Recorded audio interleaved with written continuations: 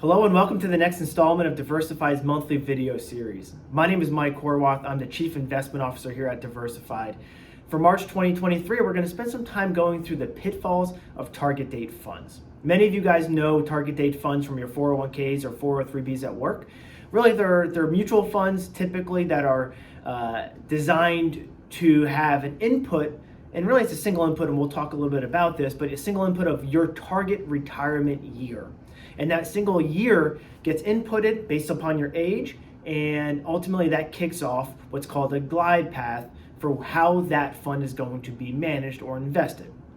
So I want to spend a little bit of time about the pitfalls because these things are so prevalent within 401k plans, and you're going to see the growth has been quite drastic. So first off, let's take a look at how that growth has happened over the course of the last decade. You can see first and foremost that not only has the total amount of assets within 401ks that are allocated to target date funds, not only has that grown, the total number of participants, just the sheer number of them, has grown drastically as well. So both of those figures within 401ks, the number of participants using them or holding them, and the total asset base as a percentage of the total assets, so the percent that are in target date funds relative to the total assets within 401ks has also grown. This has been a clear trend.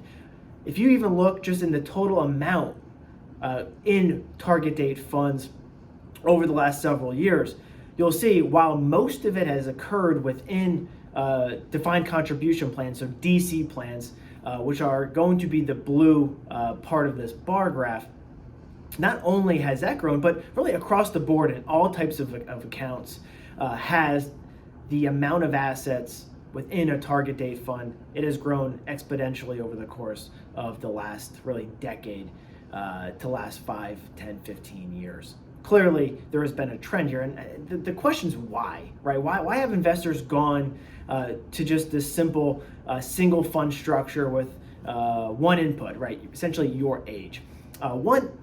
It's simplicity, right? I mean, from a simplicity perspective, you can own one fund and it's designed to be diversified. It's designed to be allocated according to your age, right? So it's easy for an investor who doesn't want to have to make all those decisions of how should I allocate? Which investment options should I choose? How should I allocate? What type of risk level should I have? It's just, here's my age. Here's what I should default to. Easy enough, right? Also, they're positioned and they are to some extent professionally managed. These target date funds are often what are called fund of funds, right? So if you look at a fund that is from Vanguard or T. Rowe Price or Fidelity, if you look underneath the hood, it's comprised of Fidelity funds or T. Rowe Price funds or Vanguard funds. It's a fund that's comprised of funds underneath the hood that change over time. They often run a glide path, meaning as you are younger. So if you are in a 2050 fund, meaning you are not slated to retire until 2050, you're going to be more aggressive than someone who's in a 2030 fund, right? And as time moves on, it slowly glides more and more conservative. So not only the professionally managed, the risk does adjust over time. Some are a little bit more passive, so they'll use passive investment options. Some will use active investment options, but they are professionally managed. And really the last reason why is simply laziness. There's this concept, and really it's a whole point within 401k management. So from our perspective of when you're creating 401k plans for employers, you have a set default option. So what if an employee who decides to allocate money from their paycheck and contribute to the 401k plan, what if they don't select an investment option? Well, there's a default option for them, and it can be anything, but this is a simple way that most of the time that you'll have the target date fund being the default option based upon their age.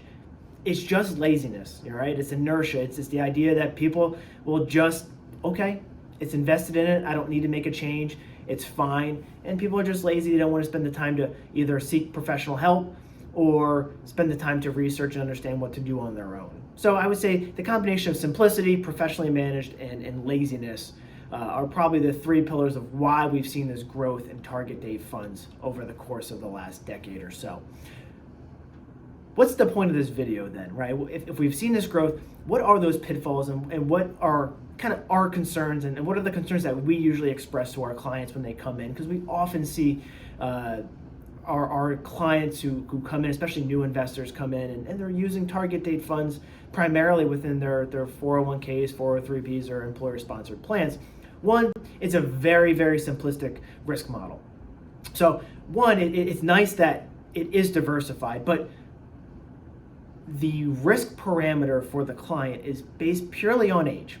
And that's a starting place, right? Which you should, based upon your age, if you're 30 versus if you're 60, you should probably be allocated differently, right? The 30-year-old has a longer time horizon. Well, they can take more risk. Same thing with the older client. They have a shorter time horizon. They should take less risk.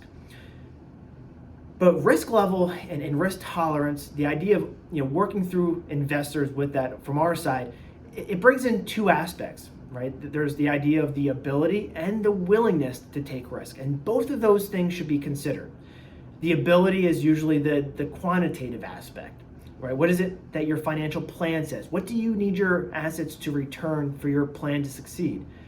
How old are you, right? How much assets do you have? All of those little things, that's your ability to take risk. A 30-year-old has a very high ability to take risk, most likely. A 60-year-old has a slightly less ability to take risk, and an 80-year-old probably even less, depending on what the objective is for those funds. But there's also this combination of willingness as well. Investors need to understand how much risk are they willing to take, what helps them sleep at night, how do they feel about their investments, how do they feel, what's been their experience. All of those things should combine with the ability to take risk to kind of form a risk tolerance. A target date fund doesn't accommodate really both aspects of this. It accommodates your age. That's it. So that's one of the concerns we would have. Second, the investment selection is often very biased, right? And naturally it will be because these are fund companies who are selling a product. But if you look at Vanguard's target date funds, they're all Vanguard funds. If Fidelity's funds are going to be all Fidelity funds underneath the hood. T. Rowe Price, same thing. And not that these companies don't have very good funds in and of themselves, but the point is the allocation should be comprised of what we would feel are the best of breed investment options across the board, regardless of who the company is.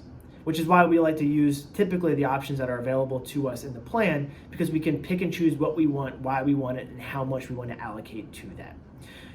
Lastly, there's a ton of inconsistency, right? What I was talking about before is that usually the age is the primary determinant. Well, if we look at two other plans, for example, T. Rowe Price versus Vanguard, we'll use the same 2035 fund option from both, but you'll see they're not the same. So you would think that, well, if somebody is in a 25 or 2035 fund, that they should be in the same risk tolerance, the same allocation, but that's not the case. So in the end, T. Rowe Price is closer to 80% equity and Vanguard's closer to 70% equity. You'll see that returns over time are different based upon slightly more risk within that T. Rowe Price structure than the Vanguard structure. We'll often see couples come in and one spouse is in one company, another's in a different company, both target date funds, and they're actually very differently allocated. Those are the types of concerns we would have, that you can't create a consistent household allocation and match risk level across the board if there's just not consistency even within each of the funds. So really in summary, target date funds have grown in popularity, they've grown in assets, they're very simple. There's a single fund structure that's diversified. There is a pro to that. On the other side though, we should be more sophisticated with our investments. They should be tailored to us as investors. They should reflect our view of markets, and they should reflect the types of risk that we really want to take, not just one single input. There's a ton of inconsistency that concerns us, and from our perspective, I think investors should take a more proactive approach, be more purposeful with the allocations, tilt their portfolios to areas where they see opportunity, and really what it comes down to, either educating themselves to make those purposeful decisions or work with a financial professional to help them do that on their end. So while these are very simple, oftentimes it's just a product of laziness, and there are more efficient ways to go about allocating your portfolio. So I hope this was a little bit insightful in terms of what we're seeing within the 401k market, what we're seeing in target date funds, the growth, and really kind of our concerns and why we prefer to not use them when possible. But as always, if you ever have any questions, feel free to reach out to your team here at Diversified. We're always here to help with anything that's on your mind. As always, thank you for the trust you put in the Diversified team. We'll talk to you next month. Take care.